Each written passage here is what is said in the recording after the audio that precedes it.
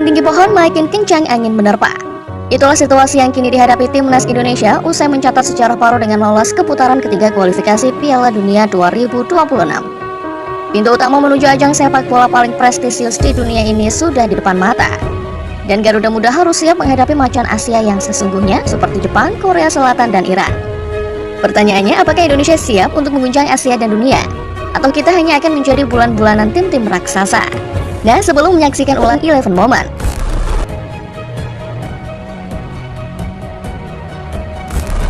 untuk pertama kalinya sejak era Hindia Belanda pada 1938, Indonesia sangat dekat dengan Piala Dunia. Dulu kita lolos karena Jepang dan Amerika Serikat mundur, tapi kali ini kita harus melaju jalur kualifikasi yang penuh tantangan. Perjalanan timnas Indonesia di kualifikasi kali ini memang luar biasa. Meski sempat terseok-seok di dua laga awal kalah 1-5 dari Irak dan imbang 1-1 lawan Filipina, Indonesia bangkit dengan 3 kemenangan melawan Vietnam 2 kali dan Filipina. Sebagai satu-satunya wakil Asia Tenggara, Indonesia membuktikan bahwa tim merah putih telah naik kelas. Namun perjalanan tidak akan mudah. Di babak ketiga, timnas Indonesia akan menghadapi lawan-lawan berat dari 6 pot undian. Indonesia berada di pot 6 bersama Korea Utara dan Kuwait, sementara pot 1 berisi raksasa Asia seperti Jepang, Iran, dan Korea Selatan. Sudah pasti kita akan bertemu salah satu dari mereka.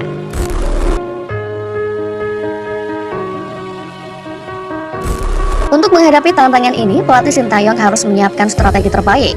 Naturalisasi pemain keturunan bisa menjadi solusi praktis untuk meningkatkan kualitas tim. Kehadiran pemain seperti JIZ, Tom Hai, Ragnar Ortmangun, dan Calvin Verdong terbukti membantu di putaran kedua. Kini ada nama-nama seperti Martin Paes, Cero Edewald, Jens Raven, dan Oli Romani yang bisa segera memperkuat Garuda. Martin Paes, kiper berbakat yang telah berstatus WNI, mungkin akan segera bergabung dengan timnas. Namun proses perpindahan federasi dari Belanda dan Indonesia masih tertahan di pengadilan arbitrase olahraga. Jens Raven, striker dengan tinggi 189 cm, tinggal menunggu sumpah WNI dan diproyeksikan menjadi jawaban atas masalah ketajaman lini depan Indonesia. Namun, apakah naturalisasi saja cukup? Mengingat kita pernah kalah telak dari Irak dan melihat kekuatan lawan di pot 1 dan pot 2, sepertinya tidak. Timnas harus meminimalisir kesalahan individu yang mendasar seperti passing yang buruk dan blunder di lini belakang.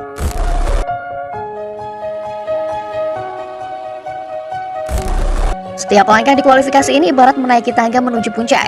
Tapi puncak itu penuh dengan raksasa yang siap menggagalkan perjalanan kita. Pot 1 yang berisi Jepang, Iran, dan Korea Selatan sudah cukup untuk membuat bulu kuduk merinding. Jepang dengan sepak bola cepat dan taktik jitu selalu menjadi momok bagi tim manapun. Iran dengan permainan fisik dan strategi yang solid tak kalah menakutkan. Korea Selatan dengan talenta-talenta mudanya yang berkiprah di Eropa siap memberikan mimpi buruk. Kemudian ada pot 2 dengan Australia, Qatar, dan Irak. Australia, tim dengan gaya bermain keras dan direct, seringkali menjadi batu sandungan. Qatar, tuan rumah Piala Dunia 2022, telah menunjukkan bahwa mereka bukan hanya sekadar penggembira. Irak yang telah kita hadapi sebelumnya adalah tim dengan semangat juang tinggi dan kemampuan taktik yang mumpuni. Pot 3 hingga pot 6 pun tak kalah mengerikan. Arab Saudi, Uzbekistan, Yordania, Uni Emirat Arab, Oman, Bahrain, China, Palestina, dan Kyrgyzstan semuanya memiliki kekuatan yang tidak boleh dipandang sebelah mata. Tim-tim ini memiliki sejarah dan prestasi yang mengesankan di level Asia. Kita semua tahu sepak bola bukan sekadar permainan di atas lapangan. Ini tentang semangat, strategi, dan tentu saja sedikit keberuntungan.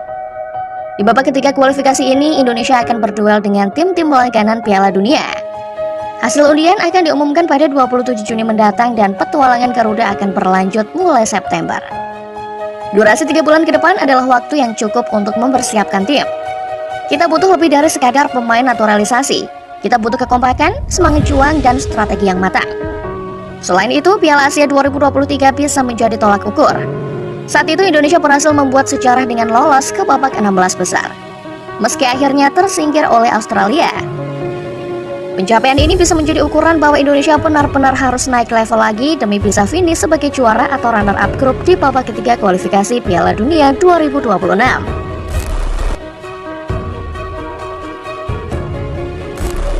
Untuk menghadapi tim-tim kuat ini, strategi yang tepat sangat diperlukan. Sintayong harus bisa memaksimalkan potensi pemain yang ada, mengembangkan taktik yang adaptif, dan tentu saja meningkatkan mentalitas para pemain. Persiapan fisik dan mental menjadi kunci.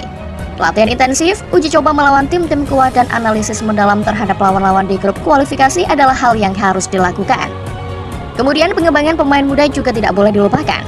Bakat-bakat muda Indonesia harus diberi kesempatan untuk berkembang dan menunjukkan kemampuan mereka di panggung internasional. Mereka adalah masa depan timnas dan harapan untuk menggapai prestasi yang lebih tinggi.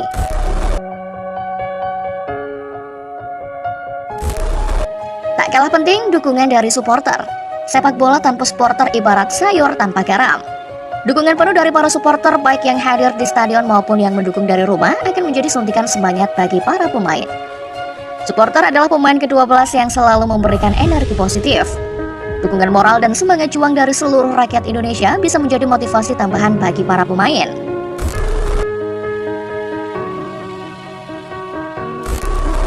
Indonesia telah melalui banyak hal di kualifikasi sebelumnya.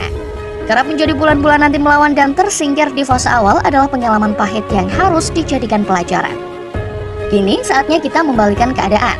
Dari tim yang sering diremehkan, kita harus menunjukkan bahwa kita adalah penantang serius yang siap bersaing dengan tim-tim besar Asia.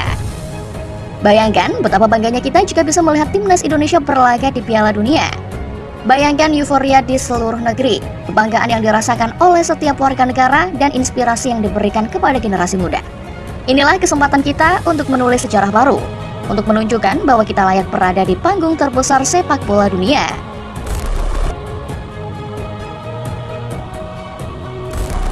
Mari kita hadapi kenyataan, jalan menuju Piala Dunia tidak pernah mudah. Namun bukankah itu yang membuat kemenangan menjadi lebih manis? Dengan persiapan maksimal dan dukungan penuh dari seluruh rakyat Indonesia, tidak ada yang tidak mungkin. Kita harus bermimpi dan berharap, tetapi juga harus realistis dan siap menghadapi rintangan. Setiap pertandingan adalah ujian, dan setiap ujian adalah kesempatan untuk menunjukkan keberanian dan kehebatan kita. Jadi Garuda Muda, terbanglah tinggi. Buktikan bahwa kita bukan sekadar penggembira, tetapi pesaing yang harus diperhitungkan. Sebab dalam sepak bola, keajaiban selalu menunggu di sudut berikutnya. Nah, bagaimana menurut Football Lovers? Bagaimana strategi yang harus diterapkan oleh Sintayong?